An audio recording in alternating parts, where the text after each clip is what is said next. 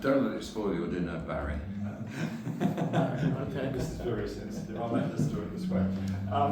So I'm going to talk about the incident, describe the incident, the mechanism of harm, and then just some concluding remarks. So this is the ladder that she was climbing up. The video didn't go the full height, like they have cameras, so it was recorded and you saw her going past the camera and then falling down.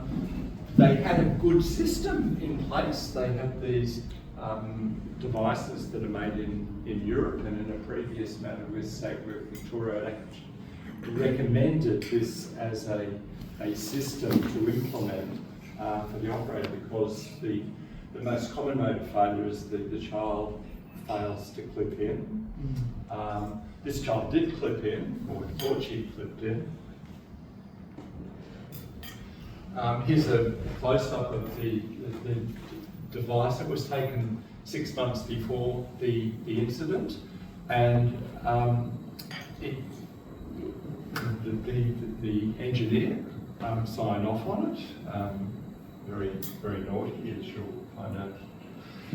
This is the packing box for these quick releases, and the way they're supposed to work, or they do work if they're correctly maintained, is you have the handle here, and you've got this carabiner connection device, and it slides into this here, and you push it all the way down.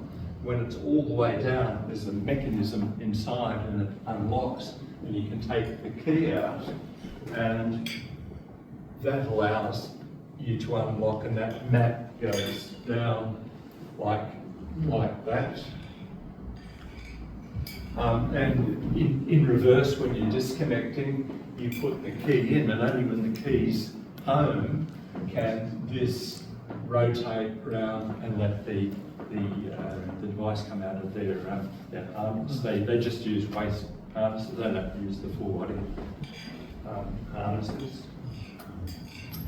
So here we have the SafeWork Victoria guy coming in after because they're reportable, it's a reportable accident, comes in, takes this, and you can see it hasn't gone all the way home. So he's not trying to fail it, he's just using it. And what's telling with this is there's the key. So it's in, and the key could come out, which is like, how does this happen? So I had to try and figure out how this, I've never seen one of these in the flesh before, had to try and figure out how the jolly thing worked. There's a bit of frame wear in here too, but that's beside the point. Started to strip it down. In a past life I was a fitter and machinist, so I did my time up in the sugar mills. So I knew a bit about pulling things apart, putting back together again. Always a good skill if you're a mechanical engineer. Stripped it down. You've got this key inside of these three pieces here, a part of this rotating key. And then there's a number of components which I've got a blow up of here. So we've got two locking levers with their pins, springs to take them home, and a couple of other pins. Still a bit grubby, haven't cleaned it up, but this is straight, chain of evidence. I had to make sure that being able to strip it down was really good, because I always was able to keep the evidence. Had to do some photography using the laser microscope camera. So we've got some really good pickies for SafeWork Victoria. Here we have a photo of the failing mechanism, and what if you look closely, you've got these two levers that come in, locks that come in, and they're supposed to lock into these two here. And what was happening was they weren't locking in, and if you look closely here, you can see the play in here. You could actually wobble the levers, and this is supposed to press fit or, you know, really tight. So these have got so much play in them that they're allowing it not to lock and go fully home. And you've got 3 of these keys. It's a bit like a safe, or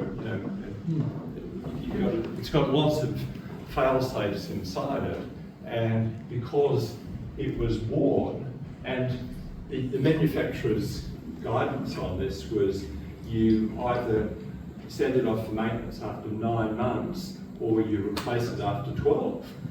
2.5 years. This is why they got prosecuted. 2.5 years when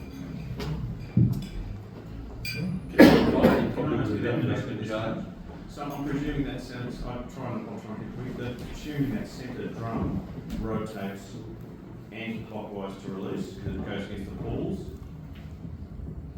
Yeah. Yeah, and it looks like there's only one ball engaged at one time.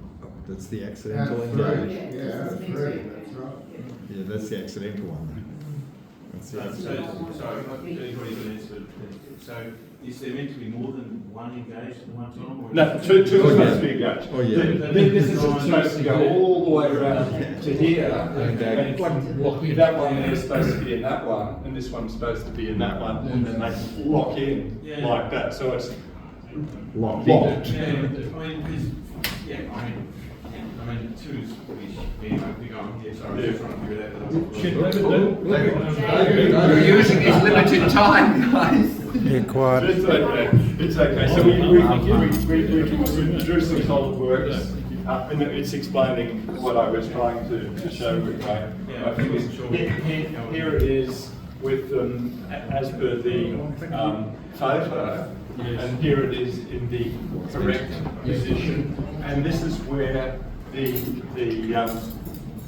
device on the harness would rotate around. Whereas here, it was maybe there, here, somewhere in between, not locked in. So you've got the leader or able to slip out. So just a few concluding remarks. The climbing gym, indoor rock climbing, is an increasingly popular sport, particularly with young children. These auto belays, it's a growth industry in trampoline parks. They have them in the corner. And we're getting like, this is not just Victoria, though. I've just done one for Worker for Safety Queensland last week, where someone had a fall and they didn't engage, and that's the supervision. Like, it didn't lock in, and that's it. But every couple of months or month in Australia, someone is falling, and these are classified as amusement rides under the Worker for Safety Act. Or, yes please, Good time. or the OH&S Act in Victoria, which you call amusement structures. So they're not registrable devices, but they're still on WorkSafe or SafeWorks radar, just as though, you know, I did the Melbourne show, the roller coaster, where the girl was tanked up with her eyeballs on mess and all sorts of things, and she picked up her phone, which they're now saying was probably when you get drugs, not a phone, but it's another story. So the major causes of these are the not clipping in. So they're young kids. They don't have that responsibility that an adult has. We don't have the buddy system. So in climbing, normally when you're climbing, you've got a buddy. So there's someone climbing, someone belaying. It's a bit like diving. You check each other's gear. With an auto belay, people do it by themselves. So you've got that layer of protections removed. Maintenance. So this was a maintenance one. Absolutely because of maintenance, gross negligence. And the other one is inadequate supervision. And supervision costs the operators of these places money, so they want to try and cut it down to as little as possible. The people that sell these auto belay systems say, well, you don't need anyone to supervise it because you've now got a fantastic safe system. SafeWorks' position all around Australia is that they're no substitute for supervision.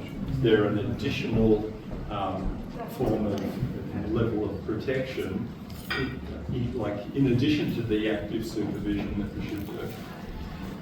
So I don't want to turn you off taking your kids or your grandkids rock climbing or indoor climbing. It builds a whole bunch of skills that they can't get elsewhere. It prepares them for the outside world, doing outward bound or going on bushwalks. They get caught and there's a rock there and they can climb up because they're used to climbing.